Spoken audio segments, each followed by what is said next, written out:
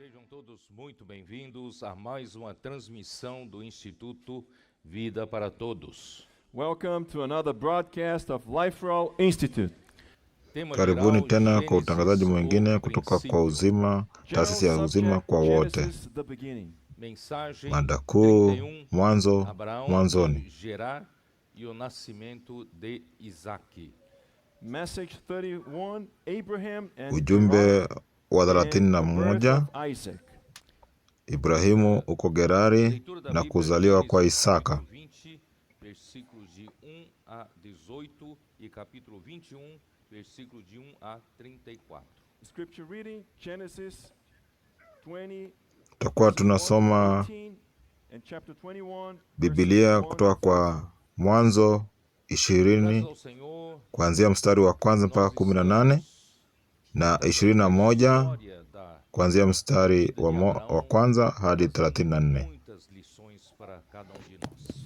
Thank the Lord, through the story of Abraham's life, we've been learning many lessons. E nós Kupitia acompanhamos hadithi hii ya mensagem Ibrahimu tumekuwa da tukijifunza história mambo da vida mengi. de Ló, sobrinho de Abraão. And in the last message, we followed the story of Lot, Abraham's nephew. Ló, Na katika habari ele tinha ya tudo pra hapo permanecer tulisoma na hapo bênção mwisho, de Deus. tuliachia Lot had everything historia to ya remain in Loti. God's blessing. Quando Abraão Na estava Loti em Ur alikuwa dos Caldeus, na njia nyingi za aproveitando kubaki katika baraka ya Abraham Mwenyezi was in Mungu. Ur of the Chaldeans in Mesopotamia. Deus, o Deus Na da glória, wakati Abrahamu apareceu a alikuwa ele pale e lhe Uru disse ya para sair Kaldea, da sua terra e da sua parentela. The God of glory appeared to him and told him to leave his land and his family. E da casa Mungu do wa seu pai, utukufu portanto, ele alimwambia saiu, atoke katika jamii de seu yake pai na e nchi também do yake. seu sobrinho Ló até a cidade de Harã. And he should also leave his parent, the house of his parent, but he left with his father and also with his nephew Lot. Na Haran. alikuwa ameambiwa aache hata nyumba ya baba yake, lakini aliondoka na babake pamoja na Loti. For those who are not familiar with geography, Mesopotamia is where Iraq is located. E Ur dos Kwa wale ambao Caldeus, hawana ufahamu wa jiografia, Mesopotamia ilikuwa ni pahali ambapo kwa wakati huu tunaijua kama Iraki, na Ur ni sehemu hiyo ya karibu na Iraki. a Turquia de hoje. Then he moved to the northern part of Mesopotamia, where Turkish is located today. E daí Na akatoka mahali pale ambapo kulikuwa ni Mesopotamia, akapanda kaskazini hadi sehemu ambayo kwa wakati huu tunaijua kama Taki morreu, não é isso? ama Uturuki. Ele se mudou para a terra de Canaã. So Terah, he passed away, and then Abraham moved to the land of Canaan. Na babake Abrahamu Tera akakufa, Né? na Abrahamu akaweza kuenda katika nchi ya Kanaani. Abraão foi até a terra de Canaã. So Terah passed away, and when Abraham was, when he was 105 years, and then Terah died in Haran. E Abraão tinha 75. Na Abraham wakati was 75 years old. Ele saiu de Harã. Tera alikuwa miaka ya 105, alikufa, na Abrahamu alikuwa na miaka 75. Já falei várias Na vezes sobre isso. wakati huo Abrahamu akatoka katika sehemu ya Haran akaingia katika nchi ya Kanaani. Monte Ebal. And when he arrived, I spoke about that many times. When he arrived in Shechem, he was before two mountains, Gerizim and Ebal. Na tuliangalia kwamba wakati alifika Kanaani aliishi katikati ya milima miwili. Pale Shekemu ilikuwa ni sehemu ambayo ilikuwa kati ya milima miwili, ambayo moja ilikuwa ni Heber na Gerizim. Na Gerizim ilikuwa inaashiria baraka na Ebal ilikuwa inaashiria laana. Deus lhes levaram até no meio desses dois montes. And the people of Israel, before getting into the land of Canaan, God brought them before these two mountains. Deus disse para Na eles, wana wa Israeli "Escolhem kabla ya dois walipotoka homens, Misri, dois kabla ya escolhidos, kuingia Kanaan, a bênção de walikuja Deus foi katika escolhendo milima a hiyo maldição de miwili. Deus. And God told them to make a choice. They should choose the blessing or cursing. Se eles Na escolherem Mungu akawaambia ouvir a palavra do Senhor, wafanye uchaguzi guardar a sua kwamba palavra, watachagua eles baraka estariam ama escolhendo a laana. vida, a bênção. If they had chosen the word and keeping the word, they would have chosen the blessing. Mas se eles Na kama deixarem a wangechagua palavra kufuata de Deus, neno, wangekuwa abandonarem o caminho do wamechagua Senhor, baraka. eles estariam escolhendo o caminho da maldição e da morte. But if they had abandoned the way of the Lord, the word, they would have chosen death and cursing. Então foi nesse lugar Kama que eles wangekataa decidiram kufuata neno la Mwenyezi Mungu, basi wangekuwa wamechagua kifo na laana. So in this same place, Shechem, where Abraham went through, he had to make this choice. E Na pahali ambapo Abrahamu alipitia, ambao ni Shekemu, Abrahamu ilibidi afanye uchaguzi. Na wewe unafanya uchaguzi gani kwa wakati huu? Unachagua uzima ama unachagua kifo? ouvir atentamente a palavra do Senhor e a guardar. If you're willing to choose life, you chose to listen to the word of the Lord attentively and to keep it. Kama ulichagua uzima, basi inamaanisha umechagua kufuata neno la Mwenyezi Mungu kwa karibu. Você estaria escolhendo a maldição e a morte. If you do not choose to listen to the word attentively, you will be choosing death and cursing. E assim Na kama umeamua desceu ainda kutofuata mais neno kwa karibu, foi basi umechagua até mauti onde na laana. ele esteve entre Betel e Ai. And then Abraham went further south, and he was before Bethel and Ai. Armou Na sua Abrahamu tenda, akateremka chini zaidi, akakuja kwa sehemu ya kusini ambayo ilikuwa ni karibu na Betheli Betel na Ai. Oriente e Betel ao ocidente e Ai ao oriente. And he pitched his tent with Bethel on the west and Ai on the east. Então, depois Na de akaweka hema yake katika Betheli ambayo ilikuwa katika kaskazini na Ai ambayo ilikuwa katika magharibi. Na baada ya muda akateremka kwenda Misri kwa sababu kulikuwa na kiangazi. Na alipoenda Misri, Mungu akambariki zaidi na akakuwa tajiri sana. Na Loti alikuwa pamoja na mjomba wake Abrahamu. Na Abrahamu hakuwa anafaa kufuatana na Loti ambaye alikuwa binamu wake.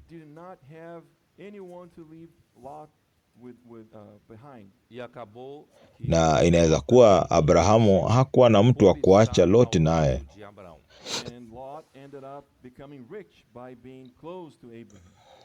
Na Loti alifanyika kuwa tajiri kwa sababu ya kuishi pamoja na Abrahamu. Lakini Loti alikuwa na moyo tofauti.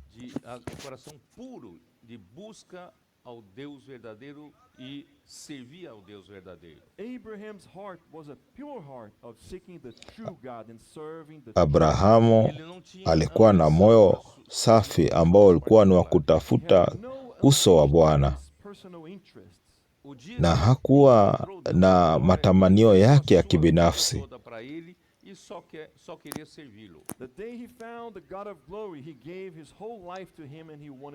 Wakati alipatana na Bwana wa utukufu, alipeana maisha yake kabisa kumfuata.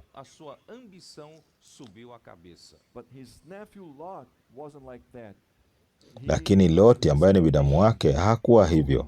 Alikuwa na ubinafsi, alikuwa na maono ya kibinafsi. Alikuwa na mpango wa kipekee wa maisha yake. Alitamani kuwa tajiri na alikuwa anataka kuwa na tabaka katika jamii. Alikuwa na maono ambayo ni pinzani na ya Abrahamu. So Abraham told him, we cannot no longer stay together. Let's separate. Na Abrahamu akamwambia kwamba hawawezi ishi pamoja, waweze kutengana.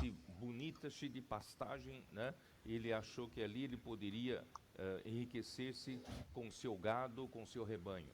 So Lot chose the plain of Jordan, a beautiful place, and he thought that he could become rich with his herd and flocks over there. Na Loti akachagua sehemu ambayo ilikuwa inakaa maridadi, sehemu ambayo ilikuwa tambarare, aweze kulisha wanyama wake na kuishi mahali pale. Na tambarare hiyo ya Jordani ilionekana ni maisha ambayo ni ya starehe, ambayo yalikuwa yanakaribia Sodoma.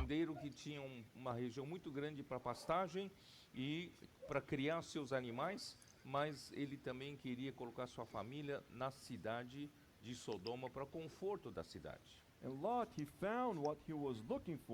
Na Loti alipata kupata yale vitu ambavyo alikuwa anapenda, na alipata vitu ambazo zilifurahisha moyo wake, na akapata mji ambao angeweza kuishi. Acabou se tornando homem importante de autoridade na cidade de Sodoma. And over there, he achieved a social status on that city, and also achieved a position of authority in Sodom. Na alipoingia Sodoma, alipata kiti cha juu katika jamii, akaweza kuwa na uongozi, na akakuwa na heshima kubwa katika mji ule.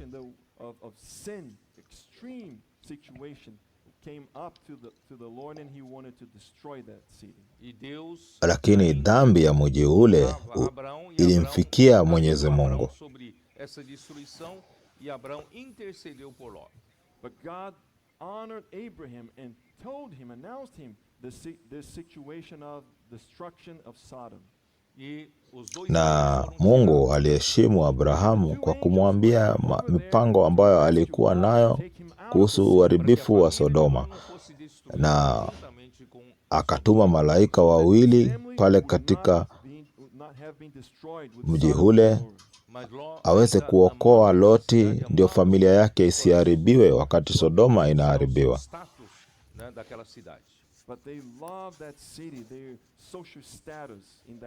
Lakini kulingana na ile viti ama cheo ambayo Loti alikuwa amepewa katika ile mji, alifurahishwa na cheo hicho.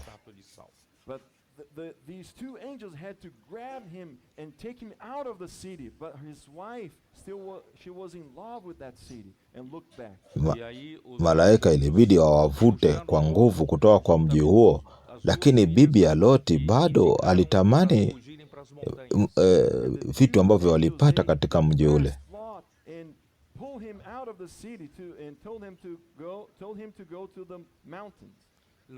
Na malaika wakawavuta kwa lazima, wakiwasukuma waende katika milima. Não dá tempo de ir para a cidade, vou me refugiar a uma cidade menor chamada Zoar. But Lot wasn't so obedient to the word of God as Abraham, so he had his opinion to go to a city of Zoar. Na Loti hakuwa na moyo kama wa Abrahamu wa kutii. Alikuwa na maoni yake ambayo alionyesha kwamba angetaka kwenda katika mji mwingine wa Zoar.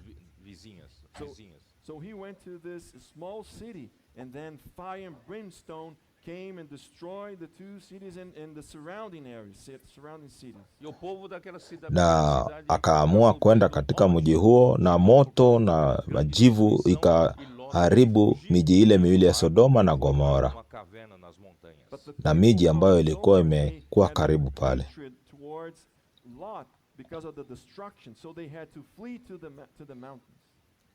Lakini watu wa mji ule wa Zoar walikasirishwa na Loti kwa sababu walidhani yeye ndio amefanya miji ile iharibiwe, na kwa hivyo Loti akaweza kutoroka mji ule akaenda milimani.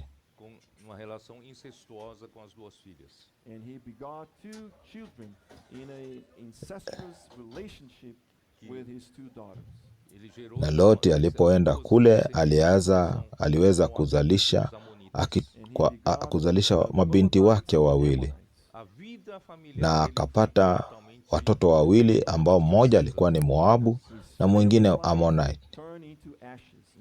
Amoni, na maisha yake yakakuwa yamefanyika kama jivu. Hiyo ni somo kubwa kwetu.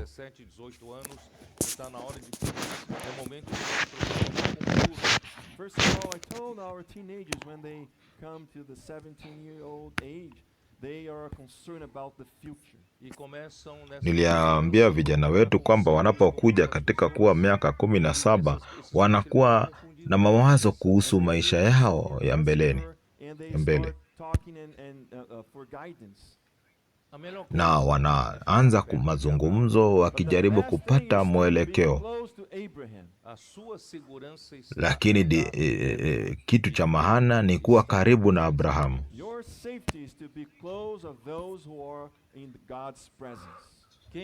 Usalama wenu kwa wale ambao wako katika uwepo wa Mwenyezi Mungu.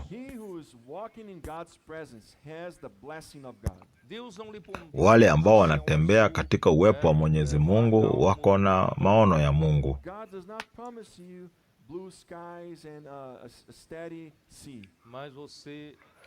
Mungu awapatia ahadi ya mbingu ambao ziko huru.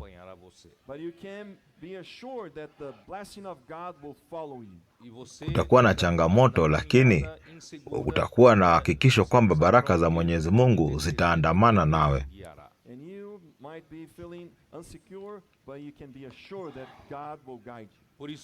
Unaweza kuwa uko na wasiwasi ya usalama wako, lakini lazima uwe na hakikisho kwamba Mungu atakuelekeza.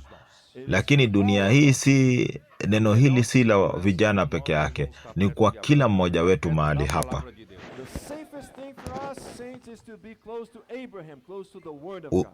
Usalama wetu kwetu sisi sote ni kuwa karibu na Abrahamu. Ni tukue karibu na uwepo wa Mwenyezi Mungu. Tumpende Mwenyezi Mungu kwa moyo wetu wote, na tupende neno lake kwa wepesi wa moyo, na utakuwa na hakikisho kwamba Bwana atakubariki.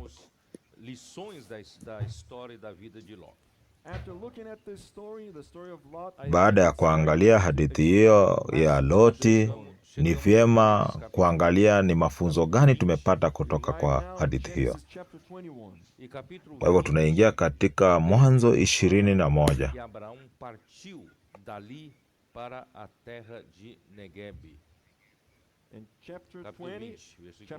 Katika Mwanzo 20 mstari wa 1 nasema, Ibrahimu akaondoka huko kwenda nchi ya kusini.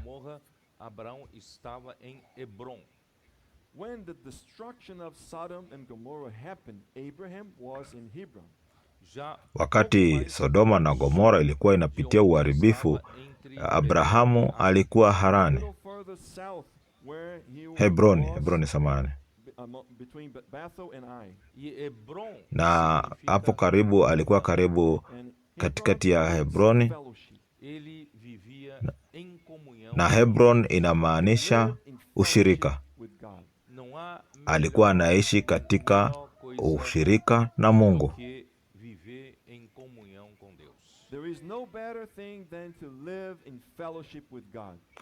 Hakuna kitu kingine kizuri kuliko kuwa na uhusiano ama ushirika na Mwenyezi Mungu. Mungu anakuelekeza katika ushirika. Bwana ananena na wewe na anakuonyesha mwelekeo, na mambo yote yanakuwa yanaenda kwa mtiririko.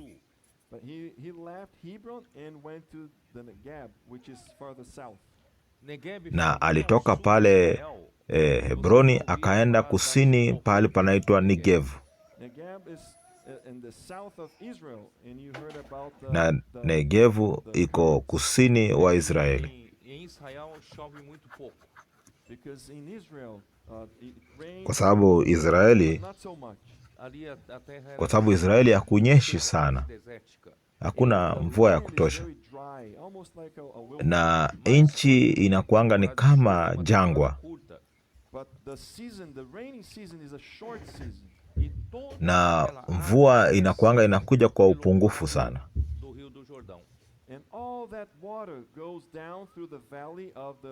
na mvua hiyo inatoa maji ambayo yanaenda chini inateremka chini katika mabonde na inateremka chini. Quando chega nesse momento de chuva, de repente vem uma torrente que se você não sair de lá, você vai ser arrastado, você morre. Então vem uma torrente muito grande repentinamente. Na unapoangalia katika Google unaweza ona katika Negev, mabonde ya Negev, kwamba maji haya yanapokuja katika sehemu hiyo, mabonde haya inakuja yakiwa na nguvu mno. Na Negev iko kusini zaidi pale ukiwa unaelekea Misri.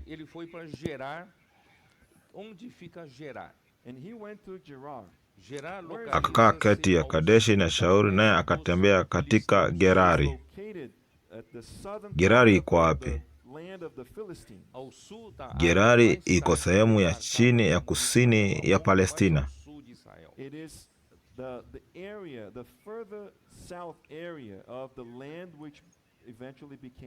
Ni sehemu ambayo ni ya chini ya chini kabisa, ambayo nchi ambayo tunaita Israeli leo.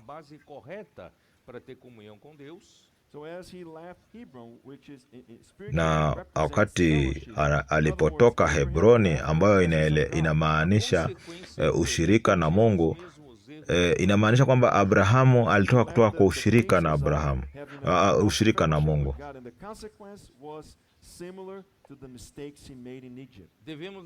Na alipotoka sehemu ile, tunaona kwamba alifanya makosa ambayo alifanya kule Misri.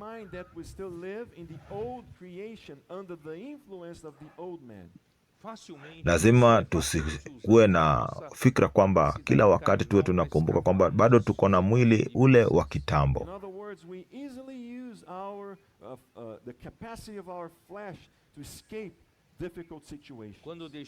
Kwa hivyo kuna wakati tunakuwa kila saa tunatumia nguvu za mwili wakati tunapitia changamoto, na tunakosa kufuata maagizo ya Mwenyezi Mungu. Mungu atuelekezi.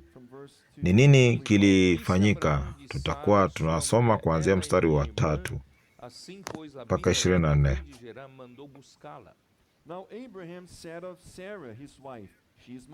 Ibrahimu akamnena Sara mkewe, huyu ni ndugu yangu. Basi Abimeleki mfalme wa Gerari akapeleka watu akamtoa Sara. Na mnakumbuka kwamba Abrahamu alifanya jambo hili wakati alikuwa Misri.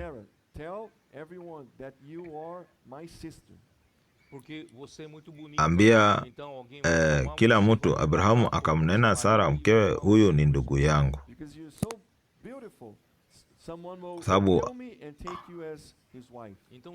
kwa sababu alikuwa mrembo sana na watu wangeniua kwa sababu wewe, wakifikiria wewe ni bibi yangu. Kwa hivyo ambia watu kwamba mimi ni kaka yako. Na alikuwa anaongea uongo kwa sababu hakuwa dada yake, alikuwa bibi yake.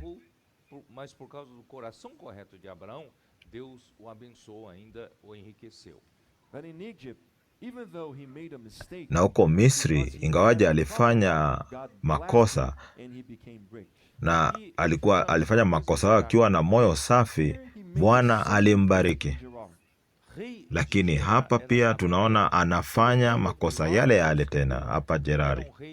Na mfalme wa Gerari alikuwa Abimeleki, na alikuwa mfalme katikati ya Wapalestina.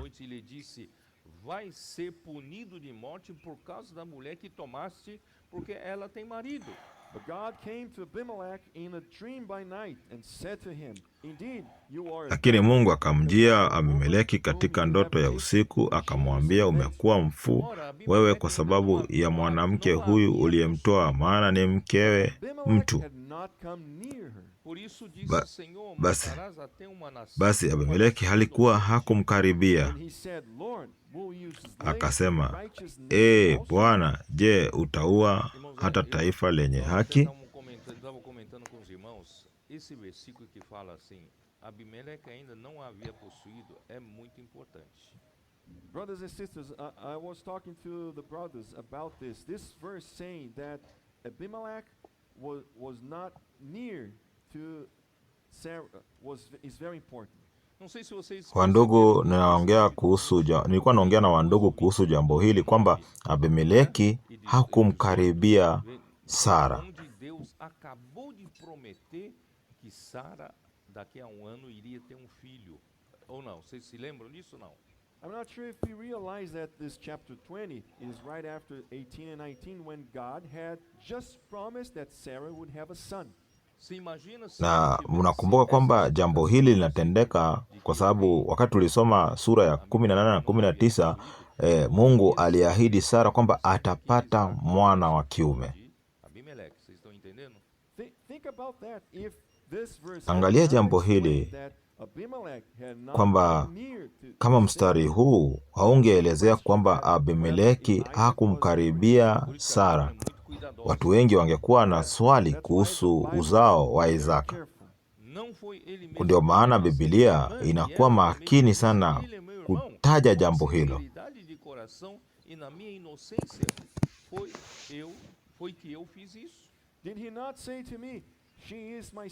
Je, hakuniambia mwenyewe huyu ni ndugu yangu? Na mwanamke mwenyewe naye alisema huyu ni ndugu yangu. Kwa ukamilifu wa moyo wangu na kwa kuwa safi mikono yangu nimefanya hivi.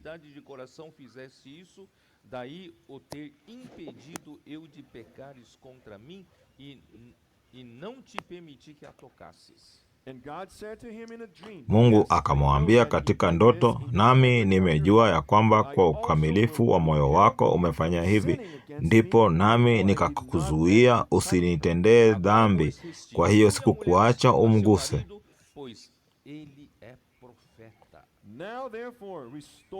Basi sasa umrudishe mwanamke kwa mtu huyo, maana yeye ni nabii, naye atakuombea upate kuishi.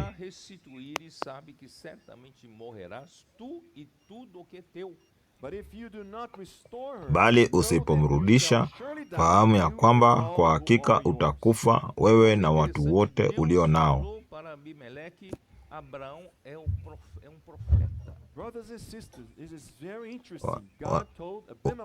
Wandugu na wadada, hii ni kitu cha maana sana kwamba Mungu anaita Abrahamu nabii.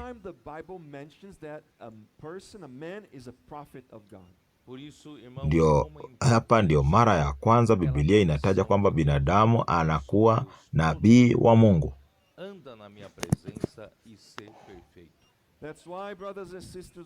Na ndio maana, wandugu na wadada, ilikuwa umuhimu sana wakati Mungu alimkujia Abrahamu atembee mbele yake na akuwe bila lawama.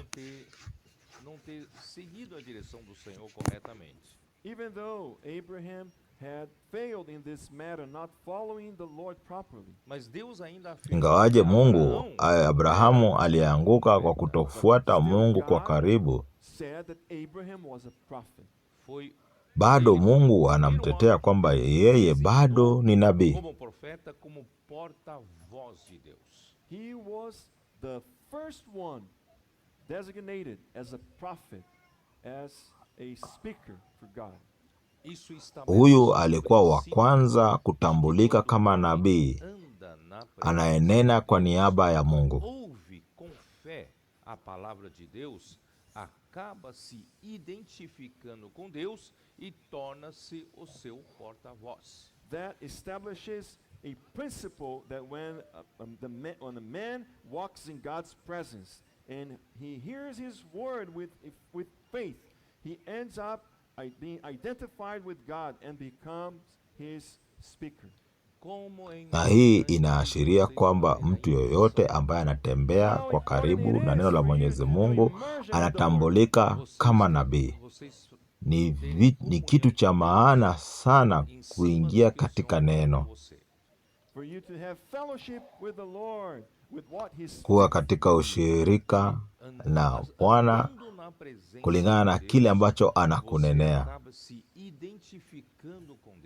And walking in the presence of God, you end up identifying yourself with God. Na unapotembea katika uwepo wa Mwenyezi Mungu, unatambulika na Mungu. A fruitful co-porter is a co-porter who walks in the presence of God. Kopota ambaye anazalisha ni kopota ambaye anatembea na Mwenyezi Mungu.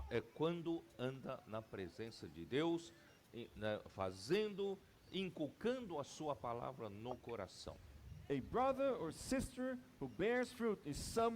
Ndugu ama dada ambaye anazalisha matunda ni yule anatembea katika uwepo wa Mwenyezi Mungu, akiweka neno ndani ya moyo wake. Identificar com Deus, se identificar com Cristo. In other words, the word that comes inside of you causes you to identify yourself with Christ. Na neno ambalo linaingia ndani mwako ndio linakuwezesha kutambulikana na Yesu Kristo. Unajazwa na neno la uzima ndani mwako. Unaponena ni Mungu ananena kupitia wewe.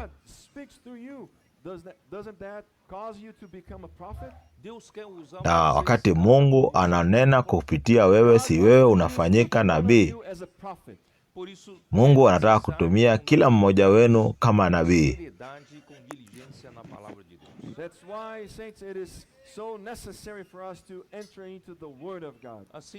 Na ndio maana ni muhimu kuizama katika neno la Mwenyezi Mungu. Na tunajipatanisha pamoja na Kristo kupitia neno lake. Na unapoenda katika mitaa na unaambia mtu naweza kukuombea, basi miujiza inatendeka. Na unapofanya maombi ukitumia neno ambalo umezama ndani yalo, unanena neno. Na unapojazwa na neno, unaponena ni Mungu ananena, na miujiza itatendeka kwa huyo jamaa ambao unanena naye neno la kinabii.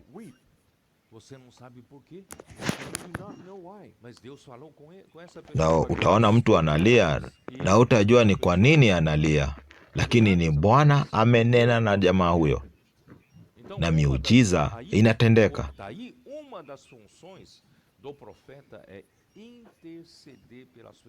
So one of the functions of a prophet is to make intercession for people. Na kazi ya nabii, kazi kubwa ya nabii ni kufanya maombezi ya watu, kufanyia watu maombezi. Sijui kama naweza nena kuhusu mambo ambayo Jefferson alipitia.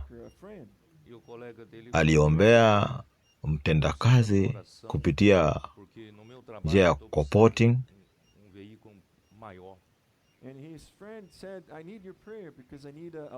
Na rafiki yake akamwomba muombee kwa sababu alikuwa anahitaji gari kubwa ya kazi yake.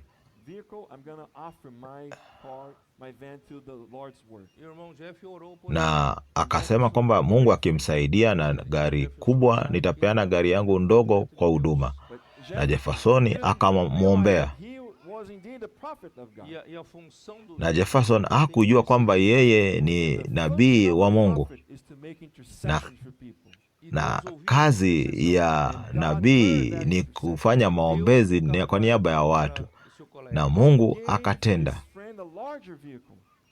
na Mungu akapatia rafiki ya Jeffersoni gari kubwa.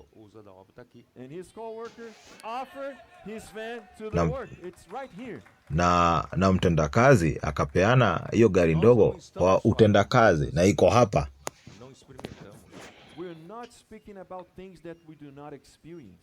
Hatuongei mambo ambayo hatuyapitii sisi wenyewe. Tunapotembea na Mungu, tunakuwa nabii wake.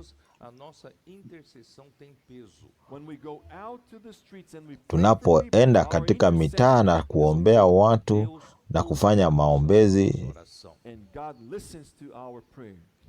maombezi yetu yanakuwa na uzito na Mungu anasikiza maombi yetu.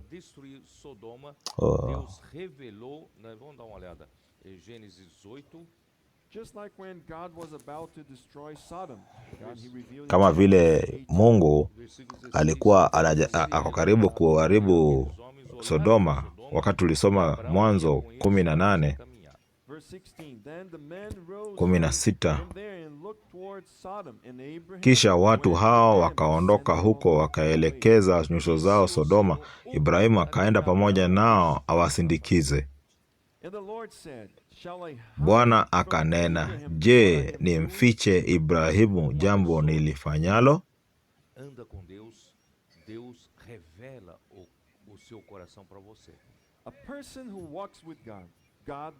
Mtu ambaye anatembea na Bwana, Bwana atamfunulia mpango yake.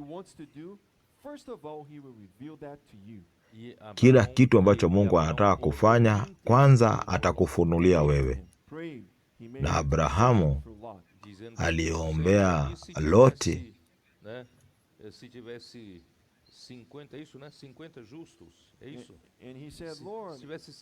na akasema, Bwana, kama watakuwa na watu watakatifu 50, utaharibu mji? Na akaenda akiteremsha namba watu ambao walikuwa ni watakatifu katika mji ule.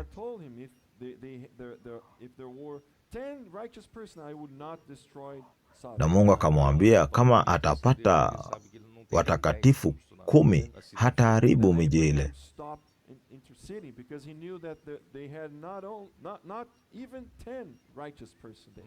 Na Abrahamu akaacha maombezi kwa sababu alijua hakuna hata watu 10 katika mji huo.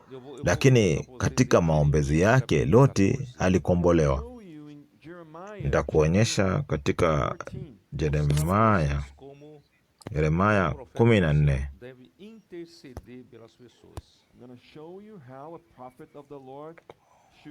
Nitakuonyesha jinsi nabii anavyofaa kuwa na maombezi kwa niaba ya watu.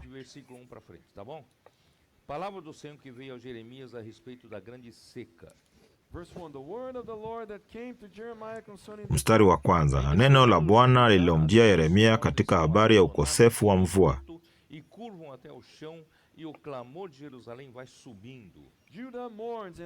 Yuda huomboleza na malango yake yamelegea, wameketi chini wamevaa kaniki, na kilio cha Yerusalemu kimepaa juu. Na wakuu wao huwatuma watoto wao kwenye maji, nao hufika visimani wasionee maji.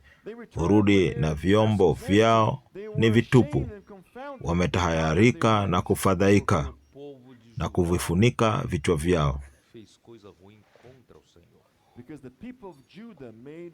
Kwa sababu watu wa Yuda walikuwa wamefanya mambo ambayo hayafai mbele ya Mwenyezi Mungu. Mstari wa 7. Yeremia akaanza kuombea watu. Ó Senhor, age por amor do teu nome, porque as nossas rebeldias se multiplicaram contra ti pecamos. Ijapokuwa maovu yetu yanatushuhudia, lakini utende wewe kwa ajili ya jina lako, Bwana. Maana kurudi nyuma kwetu ni kwingi, tumekutenda dhambi. tem a função de interceder pelo povo de Deus. Nataka kuwaonyesha kwamba nabii ako na kazi ya maombezi kwa niaba ya watu. Não ouviu a intercessão de Jeremias. Lakini dhambi ya Yuda ilikuwa imekithiri mpaka Mungu hakusikiza maombi ya Yeremia. Mstari wa 11, naye Bwana akaniambia, usiwaombee watu hawa wapate heri.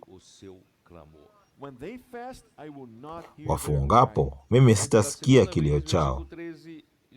Intercede novamente Jeremias. Na mara ya pili katika mstari wa 13 tunaona Yeremia akiwaombea tena. Lhes dize, não vereis espada, não tereis fome, mas vos dareis verdadeira paz nesse lugar.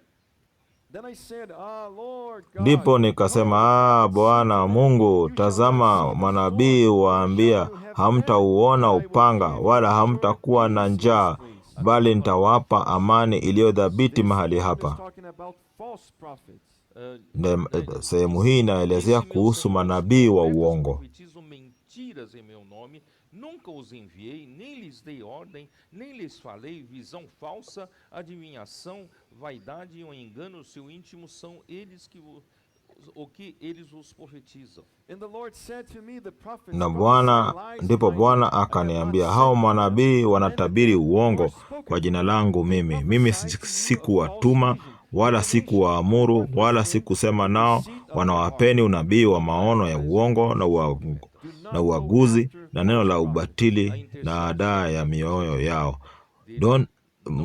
Musienende mkifuata unabii wa uongo. Na maombi yao hayatafanya kazi kwa sababu wananena uongo.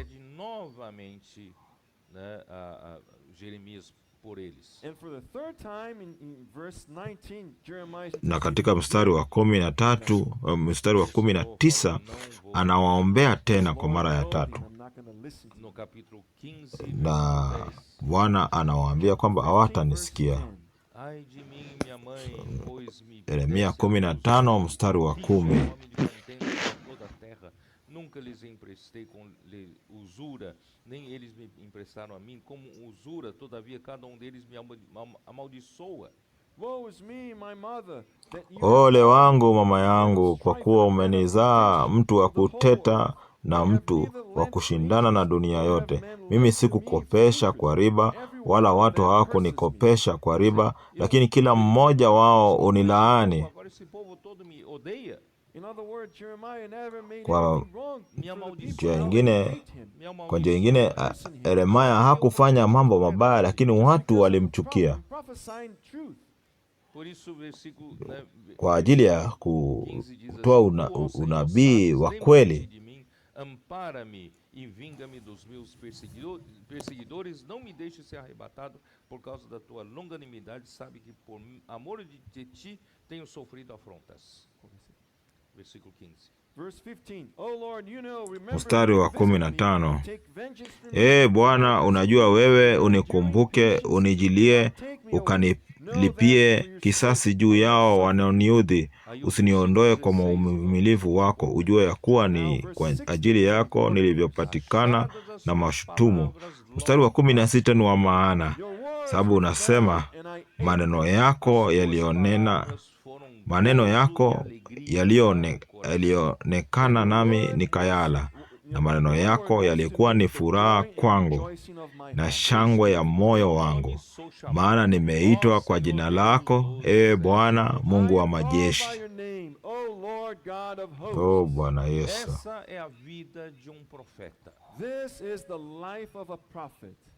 Haya ndiyo maisha ya nabii.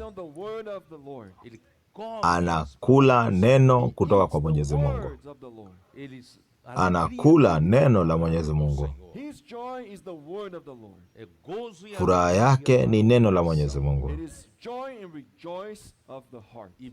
Ni shangwe na furaha ya moyo wake. na kwa jina lake Bwana wanaitwa. Kwa nini? Kwa sababu wanapozama ndani ya neno wanatambulika na Kristo. Unaponena, Mungu ananena kupitia wewe. Nataka uangalia jambo hilo vile ni la muhimu sana. João mostra como é importante a palavra da vida. First John chapter 1, John shows us how important the word of life is. Katika waraka wa Yohana wa kwanza, Yohana anatuonyesha jinsi neno ni la muhimu katika maisha yetu. Wa Yohana sura ya kwanza, waraka wa kwanza, Yohana 1:1. Lile lililokuwako tangu mwanzo, tulilolisikia, tuliloliona kwa macho yetu, tulilolitazama na mikono yetu ikalipapasa, kwa habari ya neno la uzima.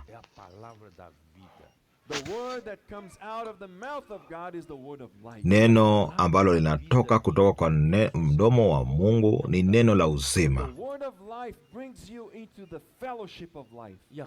Na neno la uzima ndio linatuleta katika ushirika wa uzima.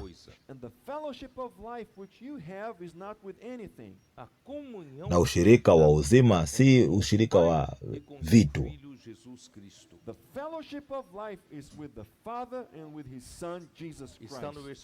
Ushirika wa uzima ni wakati uko na ushirika na Mwana na Mungu Baba. Mungu Mwana na Mungu Baba. That which we have seen and heard, we declare to you that you also may have fellowship with us.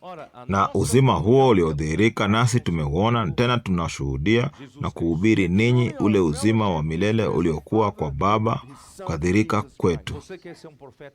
Na hilo tuliloliona na kulisikia kutwahubiri na ninyi, ili nanyi pia mpate kushirikiana nasi, na ushirika wetu ni pamoja na Baba na pamoja na Mwana wake Yesu Kristo. Kwa hivyo wakati uko na ushirika na neno, unakuwa na ushirika wa uzima ambao ni ushirika wa uzima wa Bwana. Na ushirika wa uzima ni ushirika wa Mungu na Mwanawe Yesu Kristo,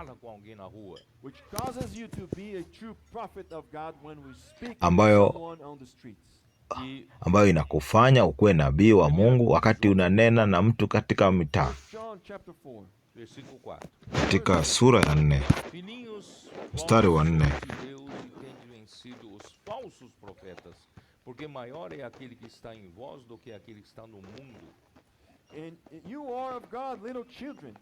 ninyi watoto wadogo mwatokana na Mungu, nanyi mmewashinda, kwa sababu yeye aliye ndani yenu ni mkuu kuliko yeye aliye katika dunia.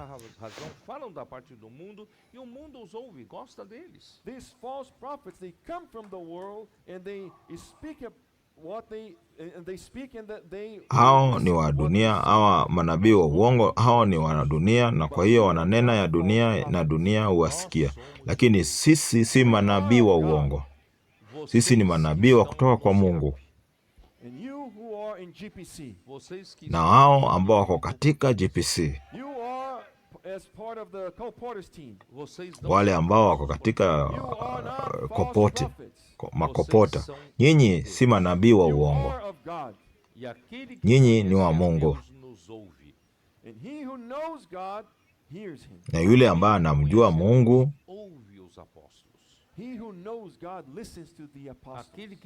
anasikiza manabii.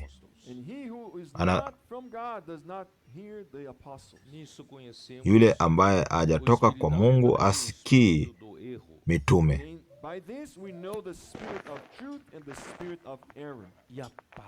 Na kupitia haya tunajua,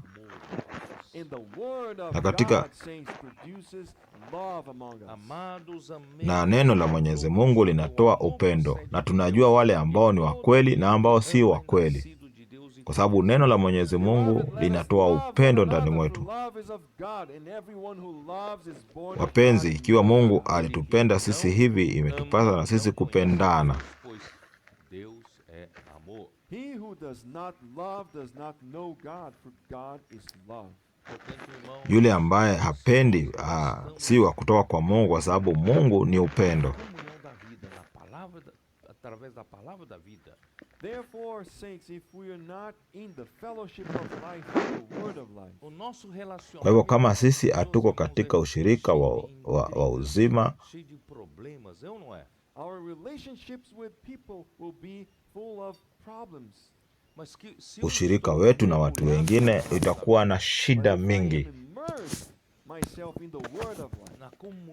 Wakati nimezama katika neno la uzima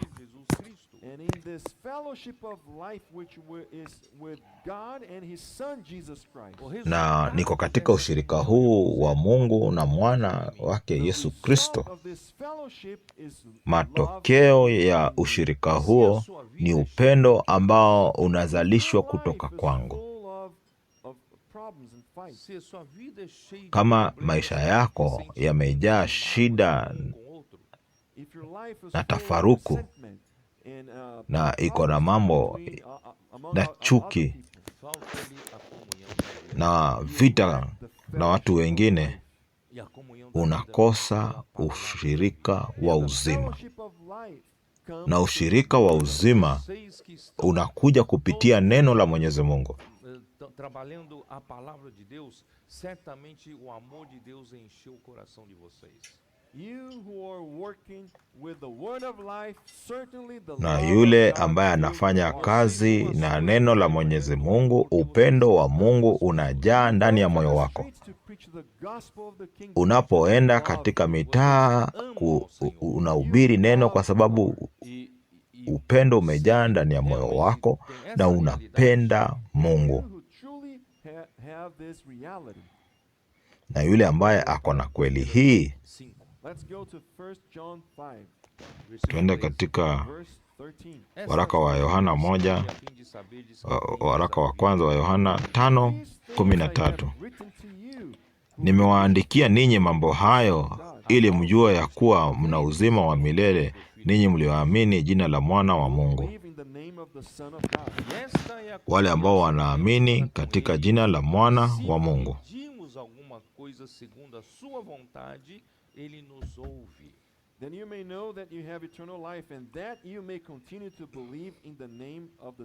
Nimewaandikia ninyi mambo hayo ili mjue ya kuwa mna uzima wa milele, ninyi mnaoliamini jina la mwana wa Mungu. Sijui kama mnaelewa mahali ambapo ninawaleta. Wakati kila wakati unazama katika neno, kila siku uko na neno ndani mwako, na wakati uko katika ushirika na Mungu na mwanaye Yesu Kristo, upendo unazalishwa ndani ya moyo wako, na unakuwa umoja na Mungu, na unakuwa kimoja na kutambulikana na Mungu.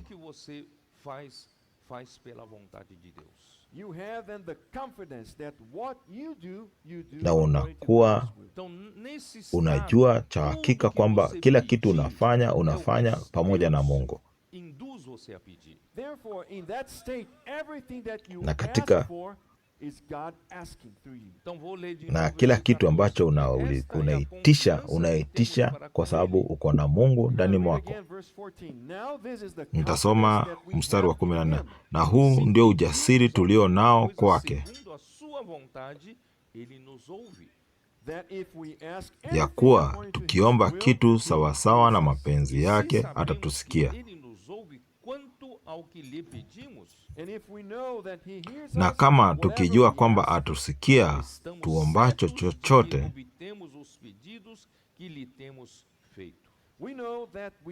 twajua kwamba tunazo zile haja tulizomwomba.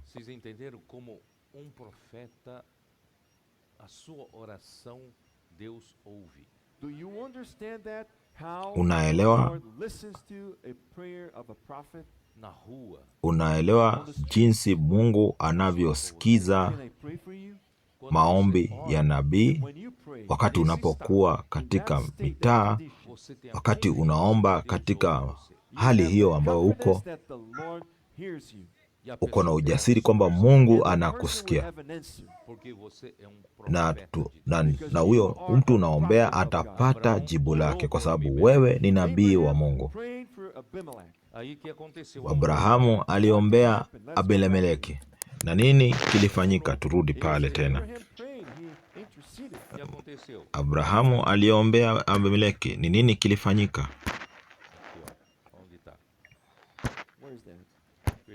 Iko wapi? Mstari wa 8.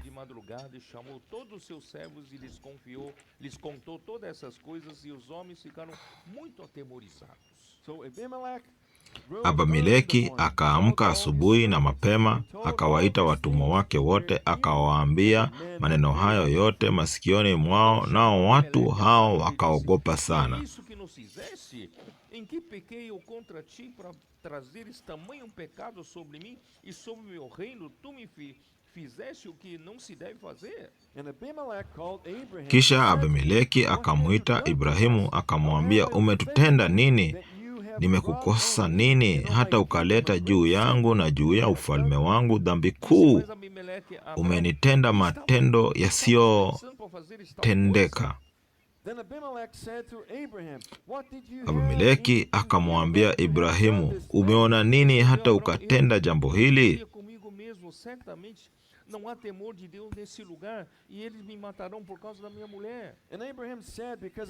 Ibrahimu akasema, kwa sababu niliona yakini hapa hofu ya Mungu mahali hapa, nao ataniua kwa ajili ya mke wangu.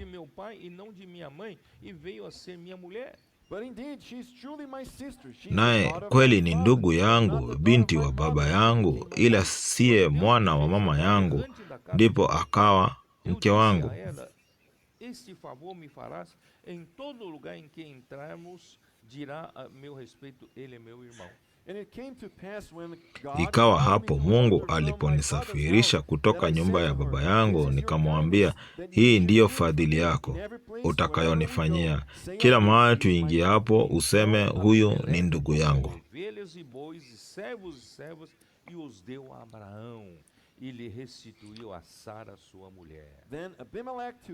Basi Abimeleki akatoa kondoo na ng'ombe na watumwa na wajakazi, akampa Ibrahimu, akamrudishia Sara mkewe.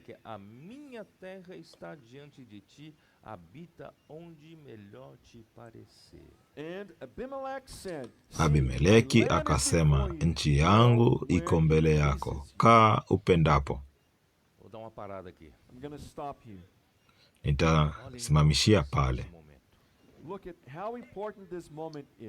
Nataka muangalie jambo hili vile ni la muhimu sana, kwamba Mungu aliahidi Abrahamu shamba la Kanaani, lakini hadi wakati huo alikuwa anatembea kama mpita njia. Alikuwa anatembea kama mtu ambaye hana mahali, alikuwa anaishi katika hema, na alikuwa na ng'ombe wengi, na alikuwa anatoa hema kutoka mahali moja hadi mahali pengine.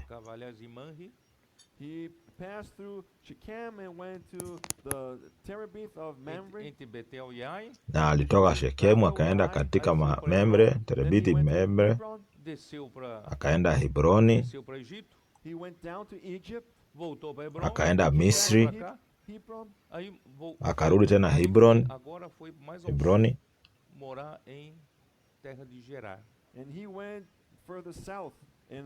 na akaenda kusini zaidi kule Gerari.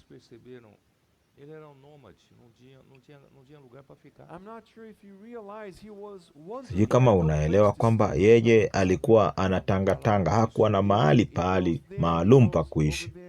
Alikuwa hapa, alikuwa pale, alikuwa huko. Na katika Misri Mungu alimfanya akuwe tajiri, lakini Gerari alipata mahali pa kuishi. Unaweza kutambua jambo hilo? Abimeleque lhe deve favor. Because of what happened to Sarah, Abimelech, he had to make him a favor. Abimeleque, na kwa sababu ya kile jambo ambalo lilifanyika baina ya Abimeleki na Sara, ilibidi Abimeleki aweze kufurahisha Abrahamu kwa sababu ya Sara. Si hakumpatia kondoo na ng'ombe na watumwa pekee, bali alimrudishia Sara mkewe.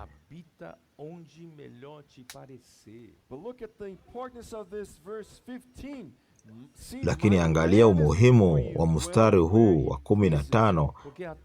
Abimeleki akasema, nchi yangu iko mbele yako, kaa upendapo.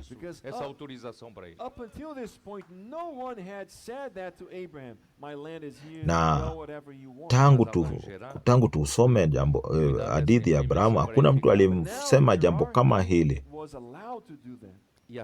Lakini katika hapa nchi ya Gerari anapata kupewa mahali pa kuishi.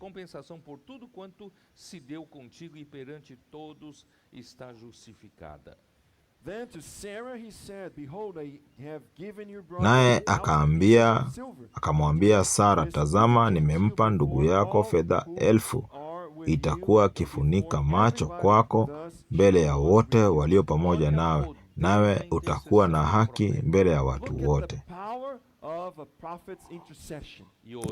Angalia nguvu ya nabii anapofanya maombezi. So Abraham prayed to God, and God healed Abimelech, his wife, and his female. Ibrahimu akamwomba Mungu, Mungu akamponya Abimeleki na mkewe na wajakazi wake, nao wakazaa wana.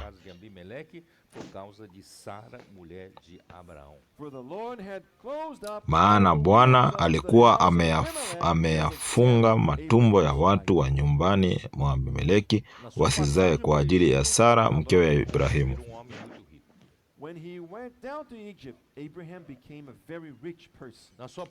Wakati Abrahamu alienda Misri, Abrahamu alifanyika kuwa tajiri mno sana. Na alipokuja katika Gerari akapata mahali pa kuishi.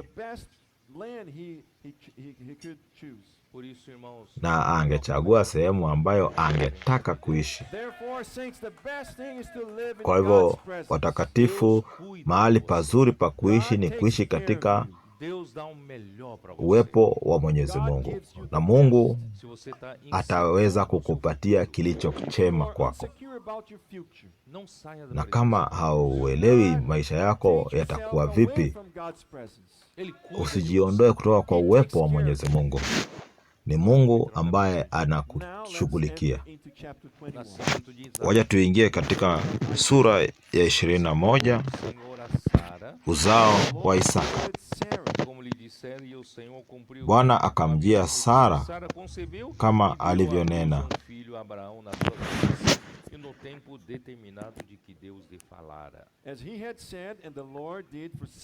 Na Bwana akamfanyia kama alivyosema.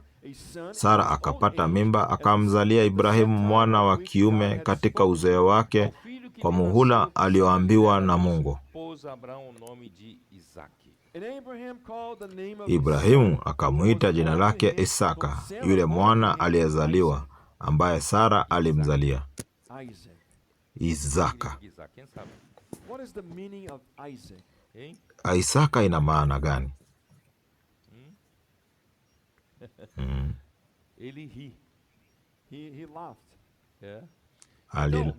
Alicheka. Em todas as promessas feitas por Deus a Abraão, envolvia a promessa da terra de Canaã e a descendência. Katika ahadi zote ambazo Mungu alifanyia Ibrahimu, ilikuwa inahusisha nchi na uzao. Na neno ambalo lilikuwa linatumika la uzao lilikuwa ni la umoja. Katika Waebrania neno hilo la uzao ni sera, na Kigiriki inamaanisha sperma, ambayo inamaanisha mbegu na inamaanishwa na imekuwa ikitumika katika umoja.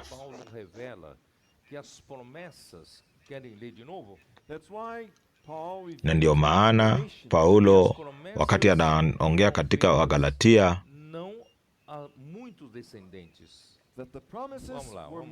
kwamba ahadi hazikufanywa kwa uzao mwingi. Katika Wagalatia 3:16, basi ahadi zilinenwa kwa Ibrahimu na kwa mzao wake. Neno la uzao kwa Kiportugizi ni mbegu.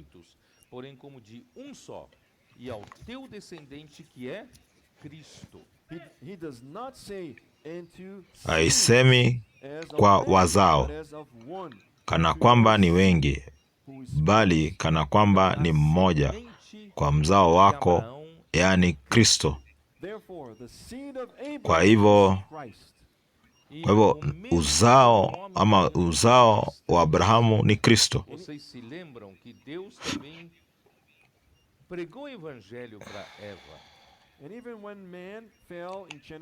Hata wakati binadamu alianguka katika Mwanzo 3, wakati Mungu alinena na Eva,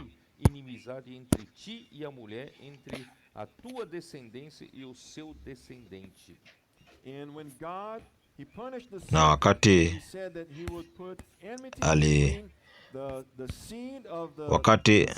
aliadhibu joka na akasema kwamba ataweka uadui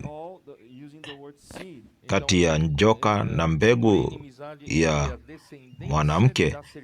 Mbegu pale ni mbegu ya umoja,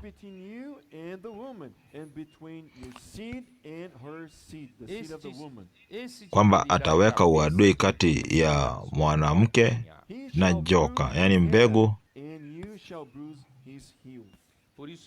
kwamba atamuuma mguu naye atamkanyaga kwa kichwa. Na ndio maana Biblia inasema kwamba mbegu itakuwa ni ya mwanamke. Katika Samueli wa pili 7:12,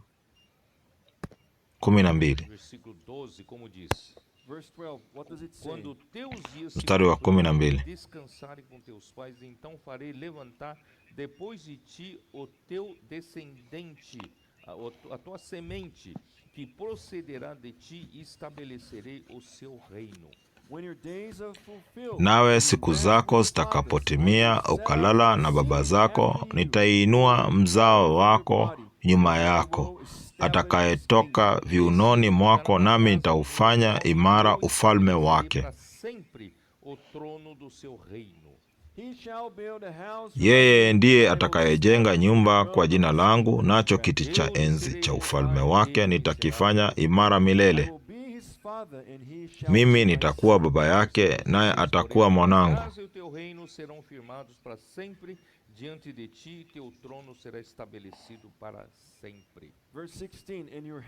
Mstari wa 16, na nyumba yako na ufalme wako vitathibitishwa milele mbele yako, nacho kiti chako kitafanywa imara milele. Na sehemu hii inaashiria kuhusu Yesu.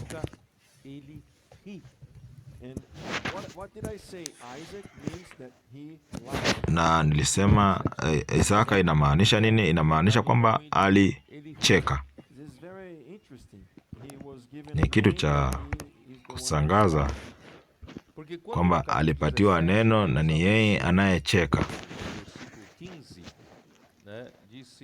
Disse também Deus a Abraão, a Sarai tua mulher já não lhes chamará Sarai, porém Sara.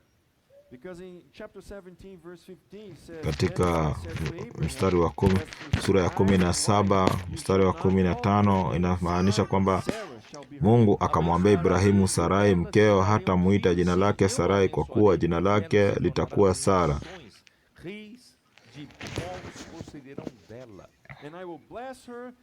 Nami nitambariki, na tena nitakupa mwana kwake. Naam, nitambariki, naye atakuwa mama wa mataifa, na wafalme wa kabila za watu watatoka kwake.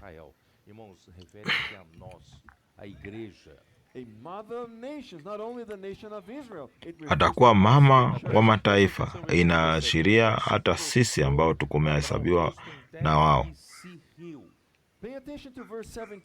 Nataka muangalie mstari wa 17.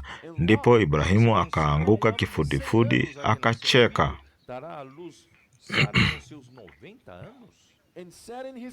Akasema moyoni, je, mtu wa umri wa miaka 100 kwake atazaliwa mtoto? Naye Sara mwenye umri wa miaka 90 atazaa? Impossível, né? E também em Gênesis 8, mesma coisa. Hiyo inaonyesha kwamba wakati huo haingewezekana, ni jambo ambalo halingewezekana. Katika mstari wa Mwanzo 18 mstari wa 9. Wakamwambia, yu wapi Sara mkeo? Akasema, yumo hemani. Pular já para o versículo 11. Abrão e Sara eram já velhos, avançados em idade, e a Sara já lhe havia cessado o costume das mulheres. Ndaruka mpaka mstari wa 11, nasema, basi Ibrahimu na Sara walikuwa wazee na umri wao mkubwa, na Sara alikuwa amekoma katika desturi ya wanawake. Kwa hiyo Sara akacheka moyoni mwake akisema, alicheka moyoni mwake,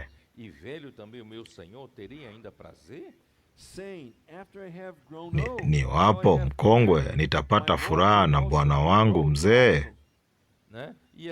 E agora capítulo 21, com o nascimento de Isaac, por isso então ela deu o nome, né, aqui versículo, vamos lá, Chapter 21, with the birth of Isaac. Katika 21 katika uzao wa Isaka, kuzaliwa kwa Isaka. Mstari wa 4, Ibrahimu akamtahiri Isaka mwanawe alipokuwa mwenye siku 8 kama Mungu alivyomwamuru.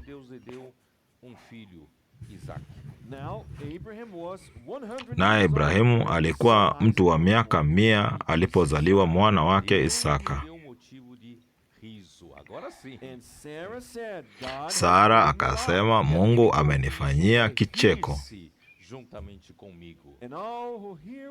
Kila asikiaye atacheka pamoja nami. Na ndio maana aliita mwanawe Isaka kwamba alicheka. Ni kitu cha kushangaza watakatifu. Oh, Bwana Yesu. Deus Todo-Poderoso que apareceu a Abraão, ele é capaz de ressuscitar os mortos e trazer à existência as coisas que não existem.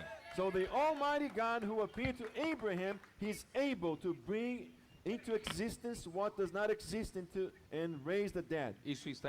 Na Mungu Mwenyezi ambaye alimtokea Ibrahimu anaweza fanya jambo ambalo aliwezekani. Anaweza toa watu ambao hawawezi akawapatia uzima. Hiyo ndo tulisoma kutoka sura ya 19. Na Abrahamu akamfanyia tohara mwana wake akiwa na miaka na siku 8.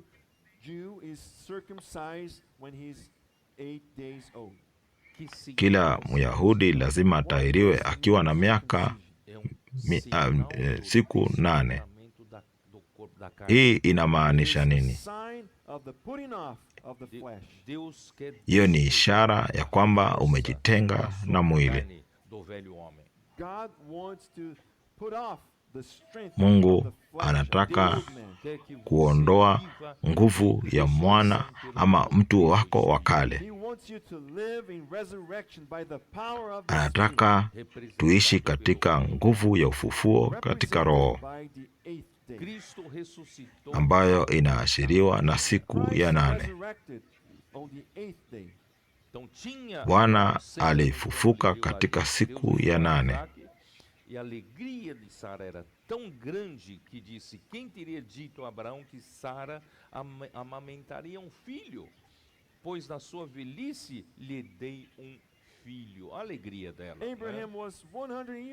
Ibrahimu alikuwa na miaka 100 wakati Isaka alizaliwa, na Sara alikuwa na furaha kubwa. Akasema, nani angewaambia Ibrahimu Sara atanyonyesha mwana, maana nimezaliwa mwana katika uzee wake. Mstari wa 8. Mtoto akakuwa, akachishwa kunyonya. Ibrahimu akafanya karamu kuu siku ile Isaka alipoachishwa kunyonya.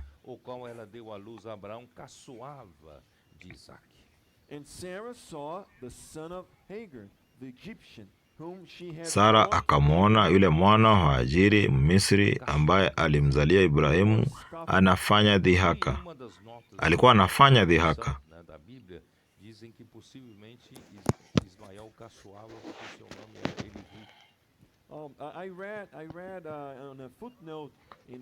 Nilisoma uandishi fulani katika Biblia kwamba alikuwa anachekelea Isaka kwa sababu ya jina hilo lake ambalo ni la kuchekesha. Alikuwa anamchekelea kwa sababu ya jina hilo. Nini kilifanyika? Tuko wapi? Disse Sara a Abraão: rejeita essa escrava e seu filho, porque o filho dessa escrava não será herdeiro com Isaac meu filho. Kwa hiyo akamwambia Ibrahimu, mfukuze mjakazi huyu na mwanawe, maana mwana wa mjakazi hatarithi pamoja na mwanangu Isaka. Pareceu isso muito penoso aos olhos de Abraão por causa de seu filho. Na neno hilo lilikuwa baya sana machoni pa Ibrahimu kwa ajili ya mwanawe. Kwa Abrahamu, Ishmaeli alikuwa mwanawe. Lakini Mungu anasema nini? E por causa da tua serva, atende a Sara em tudo o que ela te disser, porque por Isaac será chamada a tua descendência.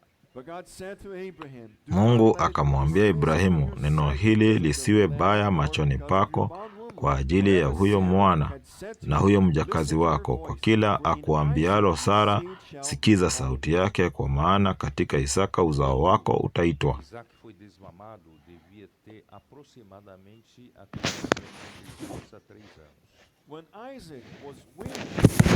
Wakati Isaka alipoachishwa kula,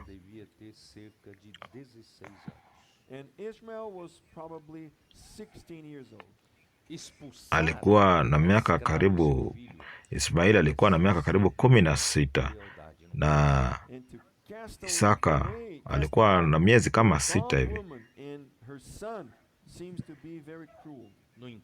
Na kufukuza mwana na mjakazi ilikuwa ni kitu ambacho kinakaa ni cha kusikitisha, lakini kina umuhimu mkubwa katika mambo ya kiroho. Kwanza kabisa,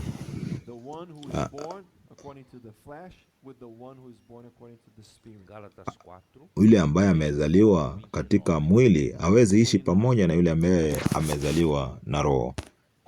Galatia o que nascera segundo a carne perseguia ao que nasceu segundo o espírito, assim também agora. But as he who was born according to the flesh then persecuted him who was born according to the spirit, even so it is now. Kama vile siku zile yule aliyezaliwa kwa mwili alivyomuudhi yule aliyezaliwa kwa roho, ndivyo ilivyo na sasa.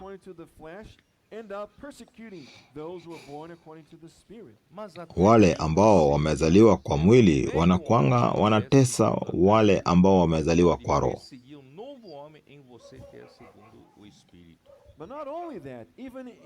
Na sio hivyo tu, hata ndani mwako mwenyewe unaweza pata kwamba mtu wako wa kale atakuwa anatesa mtu wako ambao amezaliwa kwa roho. Wewe uko na vita hivi ndani mwako kati ya mtu wako wa kale na mtu wako ambaye ni mpya,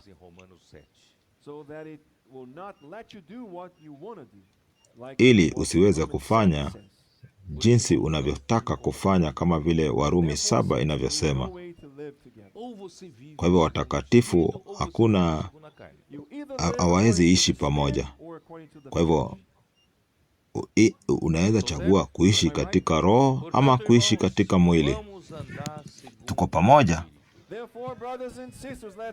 Kwa hivyo ndugu, tuishi katika roho. São considerados herdeiros. In second place, not all born from Abraham according to God's eyes are considered his heirs.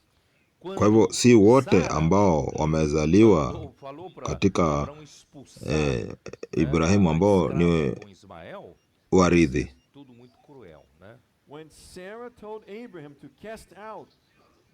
Wakati Sara alivyosema kwamba afukuze mjakazi na Ishmaeli, ilikuwa inaonekana ni kitu ambacho ni cha kinyama,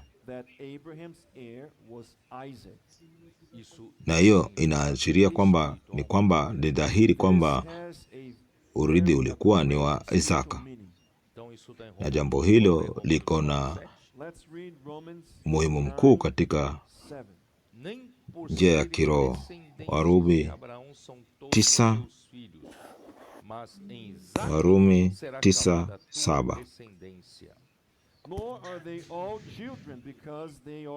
Wala hawawi wote wana kwa kuwa wazao wa Ibrahimu, bali katika Isaka wazao wako wataitwa.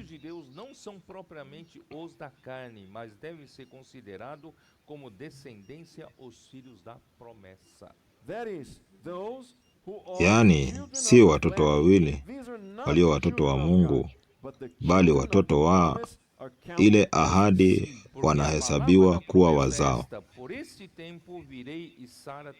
Yaani si watoto wa mwili walio watoto wa Mungu, bali watoto wa ile ahadi wanahesabiwa kuwa wazao. Kwa maana neno la ahadi ni hili: panapo wakati huu nitakuja na Sara atakuwa na mwana. Kwa hivyo nyinyi pia ni wana wa kiume wa ahadi, na katika ahadi nyinyi ni warithi wa Abrahamu. Katika Mwanzo 21, Isaac será chamada a tua descendência. But God said to Abraham, do not let it be displeasing in your sight because of the land, because of the bondwoman. Whatever Sarah said to you, listen to her voice, for in Isaac your seed shall be called. Na Mungu akamwambia kwamba afuatilie kile Sara amemwambia. Twende katika Galatia. Mungu akamwambia Ibrahimu, neno hili lisiwe baya machoni pako kwa ajili ya huyo mwana na huyo mjakazi wako. Kila akuambialo Sara, sikiza sauti yake, kwa kuwa ana katika Isaka uzao wako utaitwa, naye mwana. Lakini katika neno linasema nini? Kwamba ondoa mwana wa mjakazi, kwa sababu hataweza kurithi pamoja na mwana ambaye ni wa uhuru. Kwa hivyo sisi si wana wa ufungwa, bali sisi mwana wa mjakazi, bali sisi ni wana wa waliye huru, kwa sababu tulizaliwa. Wagalatia 3:23. Nasema nini?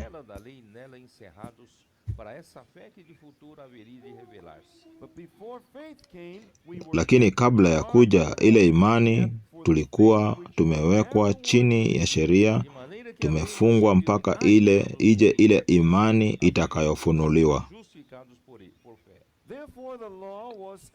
Hivyo Torati imekuwa kiongozi kutuleta kwa Kristo ili tuhesabiwe haki kwa imani.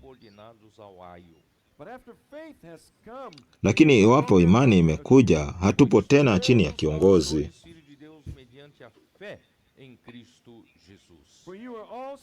Kwa kuwa ninyi nyote mmekuwa wana wa Mungu kwa njia ya imani katika Kristo Yesu. Mstari wa 28.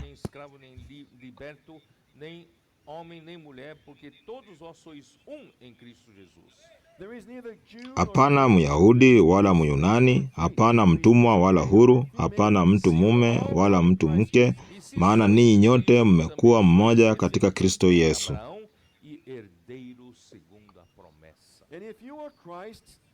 Na kama ninyi ni wa Kristo, basi mmekuwa uzao wa Ibrahimu na warithi sawasawa na ahadi. Depois que o homem, né, eu falei isso lá no Rio. Foi no Rio? Onde foi que eu falei? Que não a esterilidade. Foi no Rio? Foi Castanhal. Castanhal, né? Castanhal. Eu falei em Castanhal. A esterilidade de Sara, na verdade, representa a esterilidade da humanidade. Watakatifu, wakati tulikuwa Castanhal, nilisema utasa wa Sara inaashiria utasa wa ubinadamu, wa binadamu.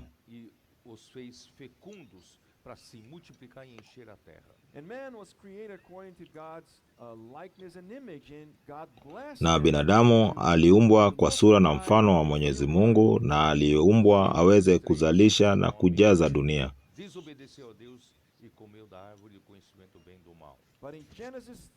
Lakini katika Mwanzo 3 binadamu alikaidi Mungu na akakula mti wa kujua mema na mabaya. Na kifo kikaanza kutawala juu ya binadamu.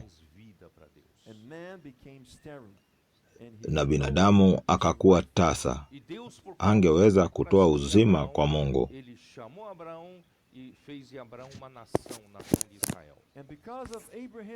Na kwa sababu ya Abrahamu, kwa sababu wa moyo wa Abrahamu, Abrahamu aliweza kuitwa na Mungu na akaweza kuzalisha uzao upya kwa Mungu.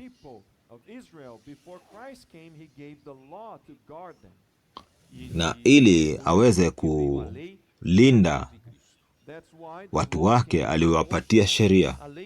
Na ndio maana tunaona sheria inakuja kabla ya Yesu Kristo kuja. Na sheria ilikuwa kiongozi ya kuongoza watu kabla ya kuja kwa Yesu Kristo. Deveria entregar e conduzir o povo de Israel a Cristo. But Galatians 3:24 says when Christ, lakini Wagalatia 3:20 kwamba lakini kabla ya kuja ile imani kulikuwa kumewekwa chini ya sheria, kumefungwa mpaka ije ile imani itakayofunuliwa.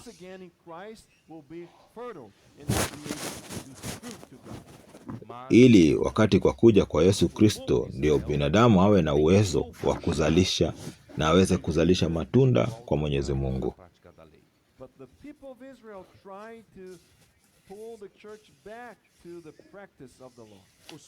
Lakini wana wa Israeli walijaribu kurudisha kanisa katika tamaduni na sheria za Musa. Mwanzo wa kanisa la Yerusalemu lilikuwa na uzalishaji mkubwa. Baada ya miaka 6 ambayo ilikuwa ni wakati mwema kabisa, kanisa la Yerusalemu lilipata mateso.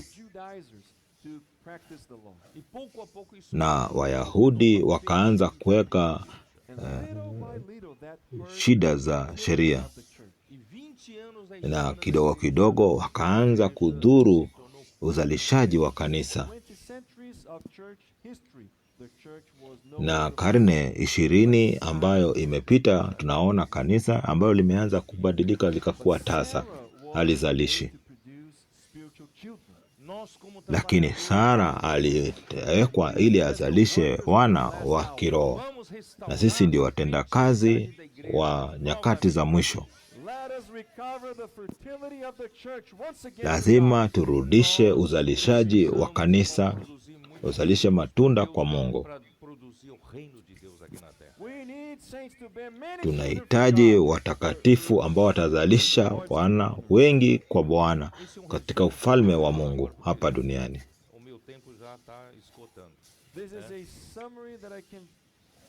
Hii ndio muhtasari ya mambo ambayo nilikuwa nataka kusema kwa sababu ya muda.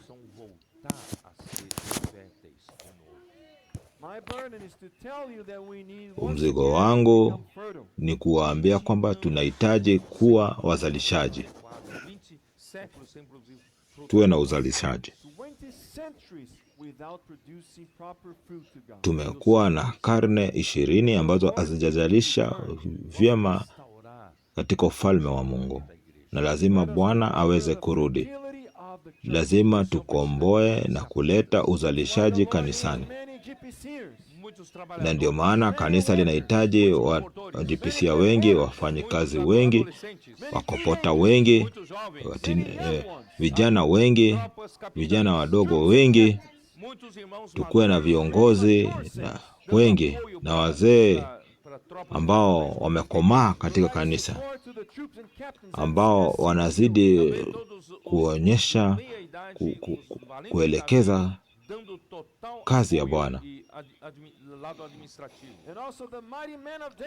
Tunataka mashujaa wa Daudi wakipeana msaada na kusaidia watendakazi.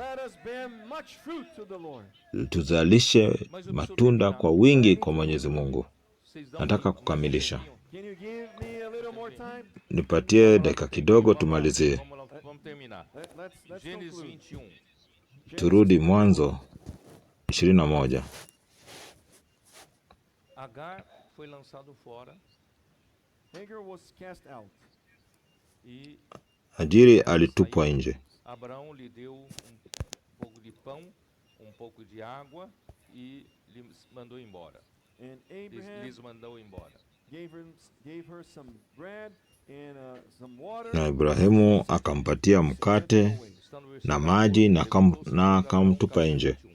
Abraão de madrugada tomou pão e odre de água, pô-los às costas de Agar, deu-lhe o menino e a despediu. Ela saiu andando errante pelo deserto de Berseba. Chapter 21 verse 14. So Abraham rose. 21:14. Ibrahimu akaamka asubuhi na mapema, akatoa mkate na kiriba cha maji, akampa Hajiri, akamtwika begani pake, na kijana akamruhusu naye akatoka, akapotea katika jangwa la Bershiba.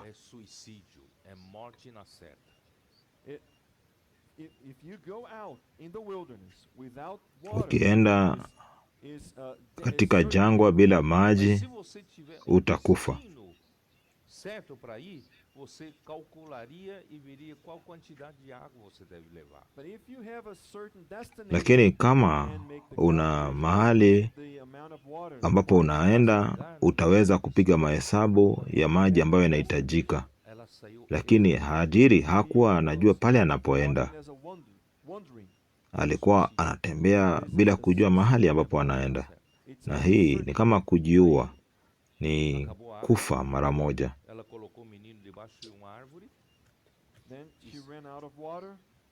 Na yale maji yakaisha katika kiriba, akamlaza kijana chini ya kijiti kimoja.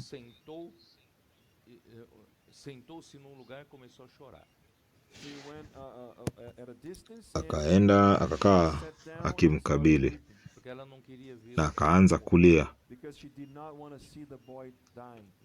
kwa sababu hakuwa anataka kuona kijana yake akikufa. Na mara ile malaika wa Mungu akamkujia na akamwambia kwamba Mungu amesikia sauti yake. Quando o anjo falou com ela, ela levantou os olhos e abriu-lhes os olhos Deus, e ela viu poço de água. Na malaika aliponena na yeye, alifungua macho na akaona kidimbwi cha maji, na akajaza kidamba cha maji na akapatia mwana anywe.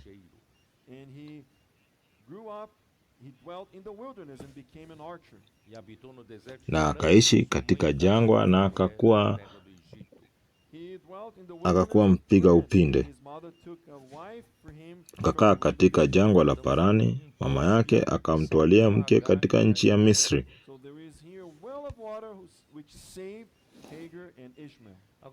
Tunaona hapa kidimbwi cha maji ambacho kilimwokoa Hagari na Ishmaeli.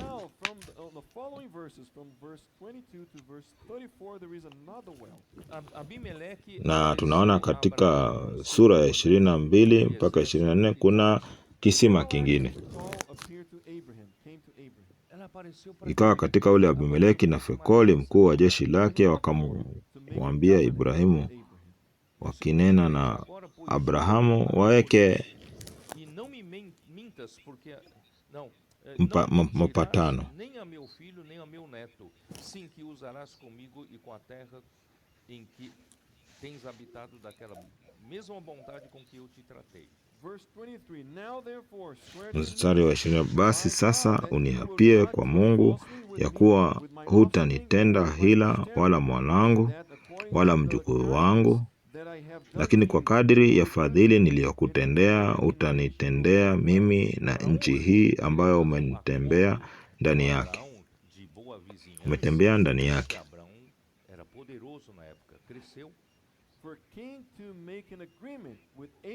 Kwa mfalme kufanya ahadi ama kuweka mpatano na Abrahamu, inamaanisha kwamba Abrahamu alifanyika kuwa mtu mkubwa katika nchi hiyo.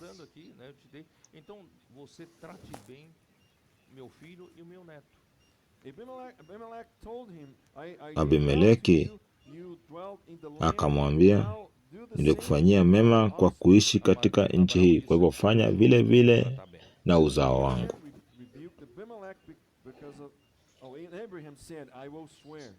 Ibrahimu akasema, nitaapa. Abraão tinha cavado e os servos do rei tomaram a força. Kisha Ibrahimu akamlaumu Abimeleki kwa sababu ya kisima cha maji ambacho watumwa wa Abimeleki wamekinyang'anya. Então, Abimeleki falou, eu não fiquei sabendo disso. E agora que você está me falando, eu fiquei sabendo. Então toma aqui, né? E nesse momento, né, ele devolveu o poço para Abraão. Abraão então deu ovelhas e bois para Abimeleki. Abimeleki akasema, mimi sijui ni nani aliyetenda neno hili, wala hukuniambia, wala sikusikia habari hii ila leo tu. Ibrahimu akatoa kondoo na ng'ombe akampa Abimeleki, na hao wawili wakafanya mapatano.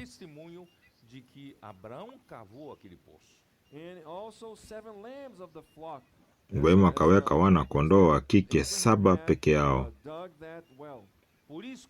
kwamba yeye ndio alitengeneza, ndio maana kwamba ni yeye aliyechimba kisima hicho, na ndio maana mahali pale kunaitwa Beersheba. Kwa hiyo akapaita mahali pale Beersheba.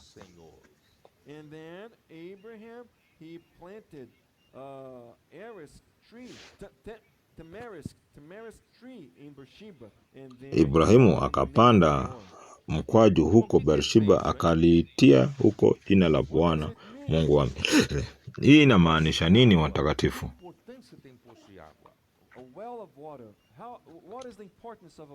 Kisima kina umuhimu gani?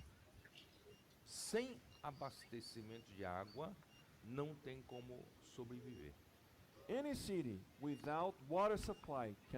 Mji wowote ambao hauna maji hauwezi ishi. Mji wowote lazima ukuwe na maji.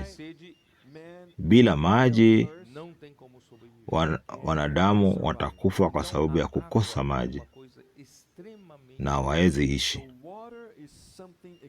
Kwa hivyo maji ni muhimu kwa maisha ya binadamu. Maji ni muhimu kwa uzima.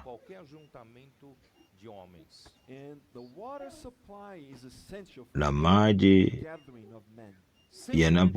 lazima kuwe na maji kwa pahali ambapo kuna kusanyiko la wanadamu. Na kwa hivyo kanisa linahitaji maji ili liweze kuishi. Ndio maana Bwana aliponena kwa Msamaria kwamba anapokunywa maji ya kisima kile angekuwa na kiu tena.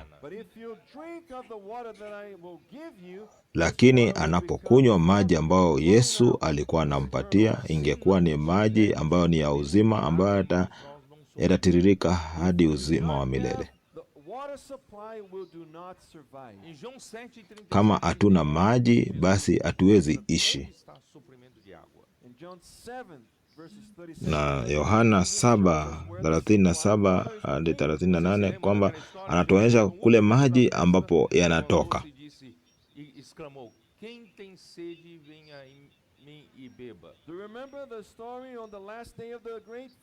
Unakumbuka hadithi ya habari ya sherehe ya mwisho kwamba yeyote ambaye ako na kiu aje kwake na anywe maji.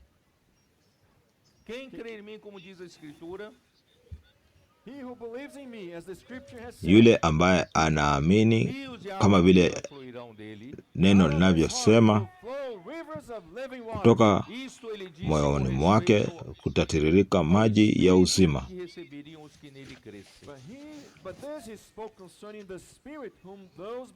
Na hiyo alinena kwa kuhusu Roho ambayo wale ambao wanamwamini wangepokea. Kwa sababu Roho hakuwa amepeanwa, kwa sababu Yesu hakuwa ameinuliwa. Lakini Yesu alikufa na akafufuka. Na Yesu akamtukufu. Na akafanyika Roho ambaye anapeana maji ya uzima. Na leo tunaamini Yesu Kristo. Na tunapokea mtiririko wa maji ambayo ni uzima, ambayo ni Roho. Na ndio maana kanisa linaweza kuwa na uzima. Na tuko na maji ndani mwetu ya kutosha. Na tunaweza kusambaza maji haya kwa wengine katika mitaa. Katika Wakorintho 1:15, Wakorintho wa kwanza 15:45 inasema nini?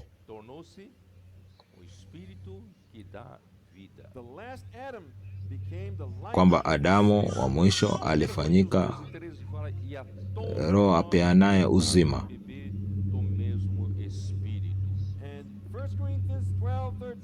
Na Wakorintho wa kwanza 12 inasema kwamba kwa Roho mmoja tulifanyika kukunywa kutoka kwa Roho huyo mmoja.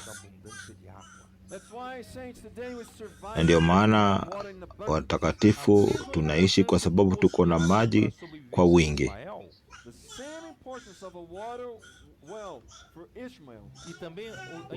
Kama vile Ishmaeli alihitaji kisima,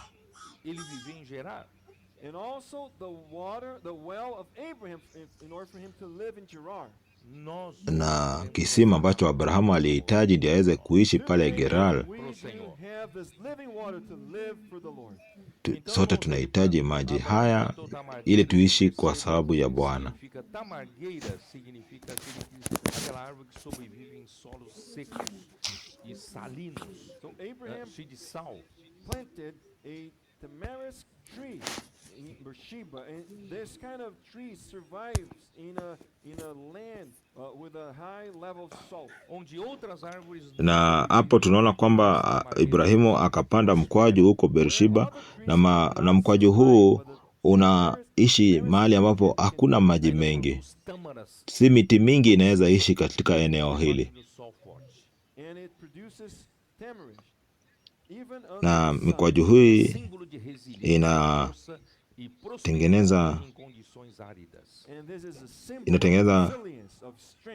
inaonyesha viteremidhi ambayo hata kukiwa na jua inatoa matawi, na inaonyesha kwamba ni kuishi pahali ambapo kuna ugumu, lakini mti unaishi katika sehemu kama hiyo. Katika Isaya 12:8, porque o Senhor Deus é a minha força e o meu cântico, ele se tornou a minha salvação. Angalia kwamba Mungu ndio mwokozi wangu, sitaogopa, kwa sababu Mungu ndio msaidizi wangu na yeye ndio mkombozi wangu. Kwa nini? Kwa sababu tuko na maji. Utapata maji hayo vipi? Utatoa maji hayo kutoka kwa kisima vipi? Kwa hivyo kwa furaha utatoa maji kwa maji ya wokovu. Ni maji gani ambayo, ni njia gani utatoa maji kutoka kwa kisima? Wakati utasema Bwana asifiwe, nguvu kwa jina lake, tangaza jina lake, tuchote maji. Oh Bwana Yesu, oh Bwana Yesu, oh Bwana Yesu, tunapoliitia jina. Isaya 55. Isaya 55.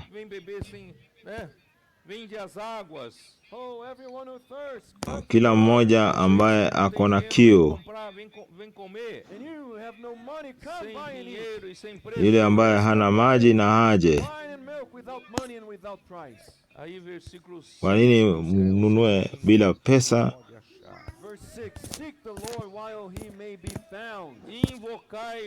Tafuta Bwana wakati anapatikana, liitie jina lake wakati yako karibu. Zaburi 1. Nataka kumalizia. Zaburi 1 mstari wa 2. Bem-aventurado o homem que não anda no conselho dos ímpios, não se detém no caminho dos pecadores, nem se assenta na roda dos escarnecedores. Heri mtu yule asiyekwenda katika shauri la wasio haki, wala hakusimama katika njia ya wakosaji, wala hakuketi baraza pa wenye mizaa. Bali sheria ya Bwana ndiyo impendezayo, na sheria yake itafakari mchana na usiku. Naye atakuwa yule ambaye analala na kuamka na Bwana, na anaandika yanayosikia. Atakuwa kama mti uliopandwa kando kando ya vijito vya maji, uzao matunda yake kwa majira yake.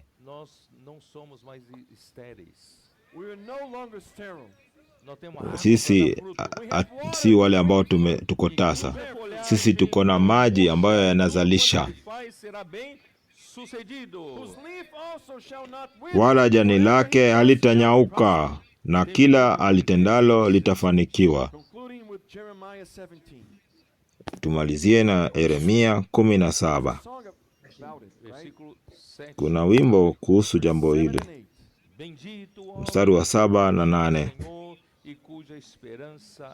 Amebarikiwa mtu yule anayemtegemea Bwana, ambaye Bwana ni tumaini lake. Maana atakuwa kama mti uliopandwa kando ya maji, uenezao mizizi yake karibu na mto. Hautaona hofu wakati wa hari ujapo.